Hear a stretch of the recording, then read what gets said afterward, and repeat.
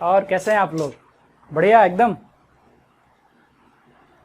चलिए बढ़ते हैं अपने अगले टॉपिक की तरफ। कल हम लोग पढ़ रहे थे लैंगिक असमानता, मतलब महिलाओं से संबंधित मुद्दों के बारे में।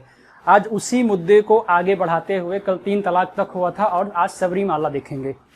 ये 2018 का बेहद चर्चित विषय रहा है, सबरीमाला मुद्दा। लेकिन इसे समझने से पहले हम पहले कल की टॉपिक का एक ओवरव्यू जो निचोड़ आया था हमारे सामने, उसकी सिनॉप्सिस बनाते चलते हैं ताकि वो चीज़ आप दिमाग में रखो। मैंने कहा था ना, वो चीज़ें ऐसी हैं कि कोई भी योजना बनाती है सरकार, नीतियाँ बनाती है सरकार, तो उसे आप अपने दिमाग में फ्रेमिंग करके रख लेना। देखिए वो फ्रेमिंग क्या था। पहले हम बात किसकी करते हैं? महिलाओं को स्वतंत्रता समानता देने की। और दूसरी बात किसकी करते हैं? स्वतंत्रता समानता देकर, ठीक है, इन्हें विकास की मुख्य धारा में लाने का। इन्हें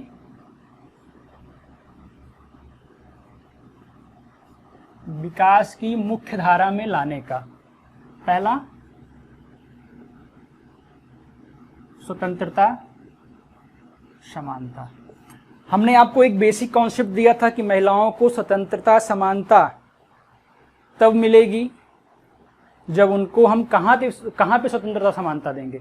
परिवार में देंगे, ठीक है, कार्यस्थल पर देंगे, शासन में देंगे, ठीक है। तो नोट डाउन कर लीजिएगा, ये स्वतंत्रता समानता हमें उन्हें परिवार में भी देना पड़ेगा, जहाँ कार्य करती हैं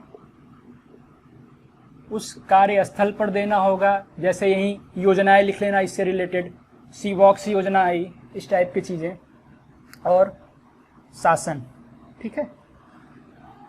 इसे देकर लक्ष्य क्या है हमारा? इन्हें विकास की मुख्य धारा में लाना। अब इसके अलावा विकास की मुख्य धारा में लाने के लिए इनके लिए क्या कार्य करने पड़ेंगे? इनके शिक्षा पर ध्यान देना होगा, इनके स्वास्थ्य पर ध्यान देना होगा और इनके सशक्तिकरण पर ध्यान देना होगा। सशक्तिकरण पर ध्यान देना। हमने आपको एक ओवरव्यू दिया कि समाज में ये कुरीतियां व्याप्त थी, लोगों ने अपने अधिकार के लिए एक लड़ाई लड़ी, तब जाके सुधार हुआ, कानून बने। यहाँ तक कि संविधान के 70 साल हो जाने में ये चीज़ें जो आज विघटित हो रही समाज में पहले से ही व्याप्त थीं। अगर बात करें संविधान की तो 14 में समानता की बात की गई, 15 में धर्म मूल वंश जाति लिंग के आधार पर समानता की बात की गई, 16 में अवसर की समानता थी, 17 में अस्पृश्यता का अंत था। तो अगर ये संविधान आज के 70 साल पहले उसमें ये मेंशन हुआ था तो ये सबरीमाला प्रकरण कहाँ से उठा? ये भी तो अस्पृश्यता से रिलेटेड लगता है।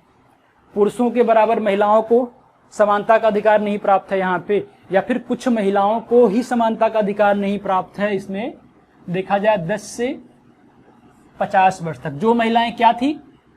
रजस्वला थी, ठीक है।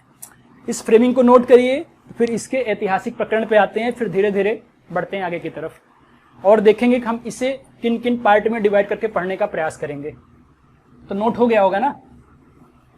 आइए बस समझिएगा और दिमाग में रखिएगा, इसमें कोई रॉकेट साइंस नहीं है। अगर एक बेसिक अवधारणा दिमाग में बन गई तो रटने से अच्छा है कि आप एग्जाम में किसी भी चीज पे कंसाइज करके 200 से 150 वर्ड या फिर क्या कहते हैं 600 से 1200 तक आप पहुंचा सकते हो। इतना जीएस में नॉलेज तो आपका मेंटेन हो ही जाएगा। अगर हम सबरीमाला की बात करें, पहले ध्यान दीजिएगा, बात करेंगे पहले इस पर लोगों की सोच क्या थी। लोगों की सोच मतलब पक्ष में जो लोग थे वो क्या सोच रहे थे और जो विपक्ष में थे वो क्या सोच रहे थे, ठीक है। इस पर हमारा संविधान क्या कहता है? इस पर हमारा संविधान क्या कहता है, सर्वोच्च न्यायालय सुप्रीम कोर्ट क्या कहती है, ठीक है। और तीसरी बात, राज्य सरकार का क्या राय है इस पर, वो चाहेगी तो क्या नहीं हो सकता। लास्ट वाली बात जो यूपीएससी का फेवरेट क्वेश्चन रहता है, आपकी अपनी राय, आपकी अपनी राय। नियम बन गया, कानून बन गया, संविधान संशोधन हो गया। अब आगे की सुरक्षा के लिए इनके लिए क्या करना चाहिए, हमारी राय क्या है, ठीक है। तो पहले सबरीमाला है क्या, इसके बारे में जान लीजिए आप। ये सब जानते होंगे कि सबरीमाला भगवान अयप्पा का मंदिर है और ये कहाँ पे है, केरल की राजधानी तिरुवनंतपुरम में। तिरुवनंतपुरम में लगभग कह सकते हैं 100 किलोमीटर से ज़्यादा, लगभग 175 किलोमीटर दूर जंगलों में, पहाड़ियों से घिरा हुआ मंदिर है। लगभग ये 18 पहाड़ियों से घिरा मंदिर है, 18 पहाड़ियों से घिरा मंदिर है। अगर पीटी का क्वेश्चन बनेगा तो हो सकता है पूछ ले भगवान अयप्पा किस धर्म से थे, तो भगवान अयप्पा शैव और वैष्णव धर्म से थे। कैसे दो धर्म से थे, कहानी जानेंगे, बता देते हैं बस जल्दी से, क्योंकि हमारी क्लासें वीडियो भी चलती हैं, हम सोचते हैं कौन सा है जो थोड़ा सा आपको इनफ कंटेंट मिल जाए। जब समुद्र मंथन हुआ था तब की बात करते हैं।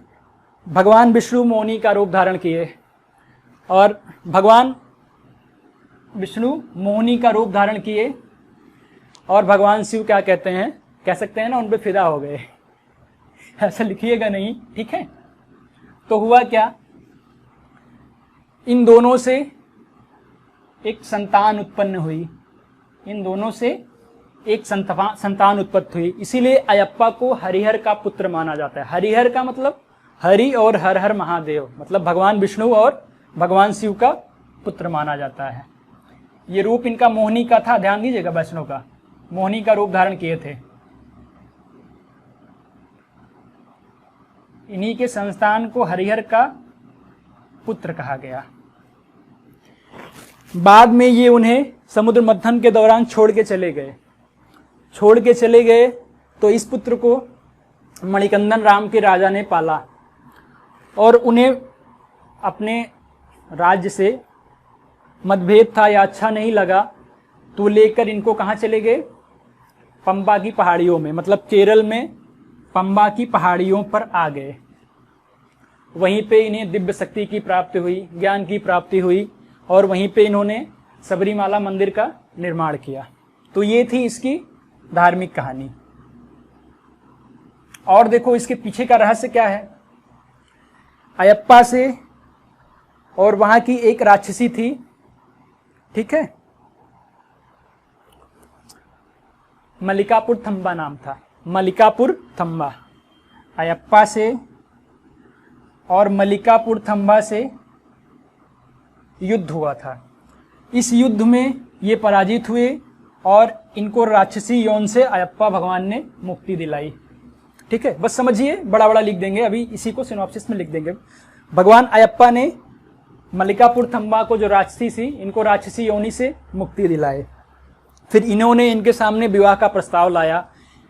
ये बाल ब्रह्मचारी होने से मना कर दिए कि हम बाल ब्रह्मचारी हैं, विवाह नहीं कर सकते। लेकिन एक बात कही इन्होंने कि हम विवाह तब करेंगे जब यहाँ पे, जिस साल श्रद्धालुओं की भीड़ यहाँ पे नहीं होगी। उसी के उपलक्ष्य में आज भी वहाँ पे श्रद्धालु जाते हैं। आज भी ये धारणा है कि मल्लिकापुर थंबा उनका इंतजार कर रही हैं। बाल ब्रह्मचारी होने से महिलाओं को वहाँ पे दूर रखा गया था कि इस एज की महिलाएं वहाँ पे, उनका प्रवेश वर्जित है।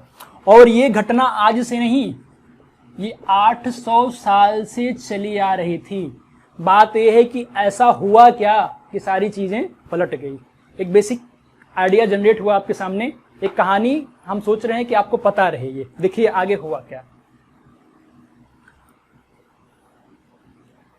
अगर इसी में हम लोगों के पक्ष और विपक्ष की बात करें तो इसके पहले संवैधानिक इशू पर हम चलेंगे। यहां पे हम आपको बताएंगे संविधान के इशू में कि आपको बता दिया आर्टिकल 14 है हमारे पास, 15 है, 16 है, 17 है, बता दिया आपको, 25 है और 26 है। 25 में क्या है? 25 में साफ साफ लिखा हुआ है कि धर्म को अबाध रूप से मानने का अधिकार है, और 26 में लिखा है कि धार्मिक कार्यों के प्रबंध की स्वतंत्रता प्राप्त है। तो हुआ कि नहीं इसका हनन? अगर सबरीमाला प्रकरण के लोग पक्ष में हैं, चाहते हैं कि महिलाएं ना जाएं, तो इनके स्वतंत्रता का हनन हो रहा है कि नहीं? समानता का हनन हो रहा है कि नहीं? हो रहा है ना? तो ऐसा होना चाहिए? नहीं होना चाहिए। इसी पे बाद में सुप्रीम कोर्ट का डिसीजन आया। ठीक है, तो आगे देखिए। कुछ लोगों की मान्यता यह भी थी इसी में कि मंदिर 914 किलोमीटर ऊंचाई पर बनी हुई है, महिलाओं को 41 दिन का समय स्पेंड करना पड़ता है वहां पर पहुंचने से आने के लिए, मतलब इस कर्मकांड में, प्रकरण में कम से कम 41 दिनों का करना पड़ता है। तो ये महिलाओं के लिए थोड़ा सा खतरा होता है, इसलिए महिलाओं को यहाँ पे जाना नहीं देना चाहिए। यहाँ तक कि कुछ लोग सोच रहे थे कि कोई भी महिला यहाँ पे दर्शन करने ना जाए। गलत है हालांकि ये, लेकिन पक्ष वालों का मत था। विपक्ष वालों के मत में देखा जाए, सुप्रीम कोर्ट का डिसीजन लेते हैं जो बाद में आया, इन्होंने क्या कहा? महिला के अधिकार का उल्लंघन हो रहा है। ठीक है, सभी श्रद्धालु को पूजा करने का अधिकार प्राप्त है, महिला की गरिमा को ध्यान में रखा जाए, पितृसत्तात्मक नियम बदले जाएं समाज में, यह पुरुष से किसी तरह कम नहीं है। बात राज्य सरकार की करेंगे तो राज्य सरकार ने सुप्रीम कोर्ट के डिसीजन को माना और कहा कि इन्होंने जो भी किया सही किया, हम इनके विपक्ष में कोई भी याचिका नहीं डालेंगे। बस हो गया, कानून बन गया। अब देखो ओवरव्यू, लिखना क्या है, हमें जानना कैसे है। एक ओवरव्यू आपके सामने मैंने दे दिया सारी की सारी चीज़ों का, पक्ष की चीज़ों का, विपक्ष की चीज़ों का, और सबसे इम्पॉर्टेंट जो है उन चीज़ों का। देखिएगा, नोट करिएगा, Indian young lawyer association, Indian young lawyer association ने 2006 में सुप्रीम कोर्ट में पीआईएल दर्ज किया। 2006 में सुप्रीम कोर्ट में पीआईएल दर्ज किया। ठीक है, मुद्दा क्या था? महिला की अधिकार का उल्लंघन का, महिला की गरिमा को ध्यान में रखने का, ये किसी तरह पुरुषों से कम नहीं है, ये सारे मुद्दे इनके सामने थे। देखिएगा फिर आगे हुआ क्या। सुप्रीम कोर्ट ने मंदिर के ट्रस्ट से जवाब मांगा, मंदिर के ट्रस्ट से जवाब मांगा कि ऐसा क्यों हो रहा है। सुप्रीम कोर्ट ने मंदिर के ट्रस्ट से जवाब मांगा कि ऐसा क्यों हो रहा है। तो ट्रस्ट का जवाब आया कि भगवान अयप्पा ब्रह्मचारी थे। ठीक है, भगवान अयप्पा ब्रह्मचारी थे, इसलिए वह वहां 10 से 50 साल की महिलाओं का प्रवेश वर्जित है। मंदिर के ट्रस्ट के जवाब में आया कि क्या हुआ? भगवान अयप्पा ब्रह्मचारी थे, इसलिए वह इन चीजों के खिलाफ थे। ध्यान दीजिएगा, ये एक कहानी मिली आपको। सुप्रीम कोर्ट ने इसका मनन मंथन किया, राय लिया, और 5 जजों की बेंच में 4-1 से मत पारित हुआ। और सबसे बड़ी बात यह देखने की है, जो एक विपक्ष में थे वो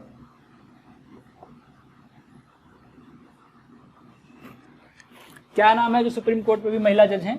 इंदिरा साहनी है, ध्यान दीजिएगा, या इंदिरा बनर्जी। जो विपक्ष में थी वो महिला ही थी। वो किस पक्ष को रखी? जिस विपक्ष के पक्ष को हमने आपको बता दिया। तो एक ये ओवरव्यू हो गया संविधान का। ठीक है, अब हुआ क्या आगे? यंग लॉयर एसोसिएशन की बात को मानते हुए, ट्रस्ट के जवाब से असंतुष्ट होते हुए सुप्रीम कोर्ट ने 28 अगस्त 2018 को इसे असंवैधानिक करार दिया। 28 अगस्त 2018 को इसे असंवैधानिक करार दिया। जस्ट 1 महीने बाद दरवाजा खुलने वाला था मंदिर का। ठीक है, 1 महीने बाद मंदिर का दरवाजा खुलने वाला था। सबसे बड़ी समस्या ये थी कि क्या महिलाओं को प्रवेश मिलेगा कि नहीं। ये सबसे बड़ा मूलभूत मुद्दा सामने खड़ा होकर आया कि महिलाओं को मंदिर में प्रवेश मिलेगा कि नहीं। हुआ क्या, मंदिर के दरवाजे खुले, विरोध में प्रदर्शन हुए, कई मुस्लिम संगठन इकट्ठा हुए इनके विरोध में कि नहीं मिलना चाहिए, नहीं मिलना चाहिए। लेकिन राज्य सरकार ने सुप्रीम कोर्ट के डिसीजन को मानते हुए सारी की सारी सुरक्षा का प्रावधान किया और कहा कि हम हर तरह से महिलाओं को जो यहाँ श्रद्धालु के रूप में आती हैं उनकी सुरक्षा का बंदोबस्त करेंगे, और इनके डिसीजन को काफी काबिले तारीफ माना। तो ये हमारा पक्ष विपक्ष और संविधान का मुद्दा हो गया कि संविधान अगर हमारा 70 साल पहले स्वतंत्रता समानता का अधिकार दे गया है तो उसे मिलना ही चाहिए था। मिला क्यों नहीं था ये भी बताया हमने, और मिला कि नहीं मिला आगे ये भी बताया। ठीक है, अब सुप्रीम कोर्ट ने किन किन चीजों पे बात रखते हुए डिसीजन दिया, इसको नोट डाउन करिएगा। ये ही पूछ सकता है कि सबरीमाला में सुप्रीम कोर्ट ने किन किन मुद्दों को सरकार के समक्ष रखा या इस पे सुनवाई हुई, फिर राज्य सरकार को इस पे क्या करना चाहिए, या आप एक प्रशासनिक अधिकारी होते राज्य सरकार के तो क्या करते, या फिर आप यूपीएससी एस्पिरेंट हैं तो आपकी अपनी राय क्या है। ये चीजें काफी हमारी इंपॉर्टेंट है।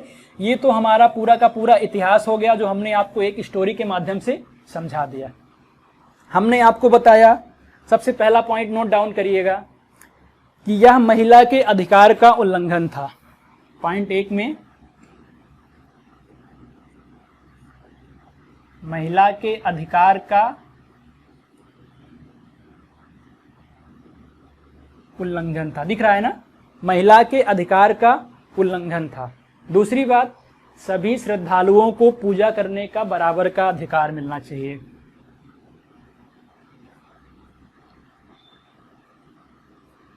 सभी श्रद्धालु को पूजा करने का बराबर का अधिकार मिलना चाहिए। नहीं मिलेगा तो क्या होगा, इससे महिला की गरिमा को ठेस पहुंचेगी। ध्यान दीजिएगा, इससे महिला की गरिमा को ठेस पहुंचेगी। नोट डाउन करते रहिएगा। सुप्रीम कोर्ट ने यह भी कहा कि पितृसत्तात्मक नियम जो समाज में हैं वो बदले जाएं धीरे धीरे।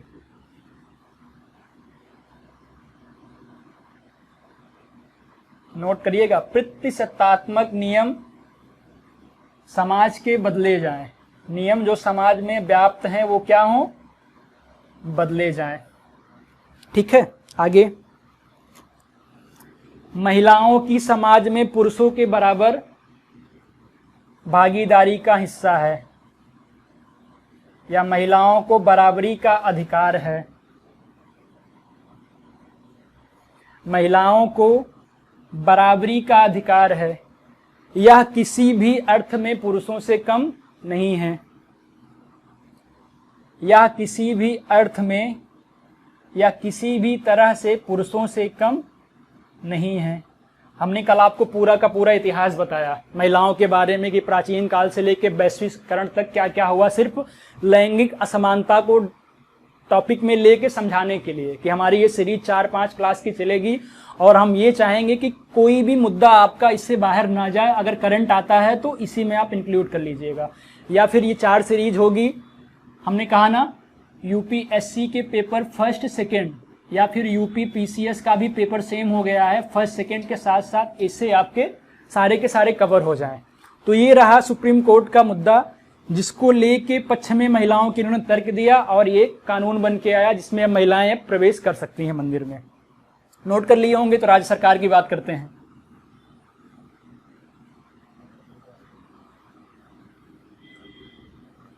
देखिएगा, अब राज्य सरकार इस पे क्या कर सकती है। ओवरव्यू, कई सरकारें थी, आईडीएफ एलडीएफ जो भी रही होंगी।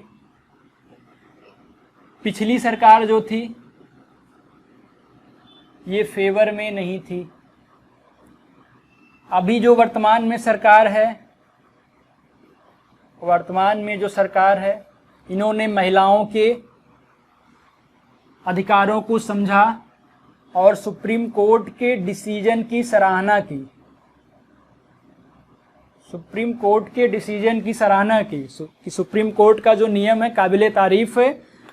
अगर महिलाओं को कोई समस्या आती है तो हम पूरी तरह इनके पक्ष में खड़े हैं, इनको पूरी की पूरी तरह प्रशासनिक सुविधाएं जो भी होंगी मुहैया कराएंगे। ठीक है, और देखा जाए एक राज्य सरकार का इसमें यही रोल होगा।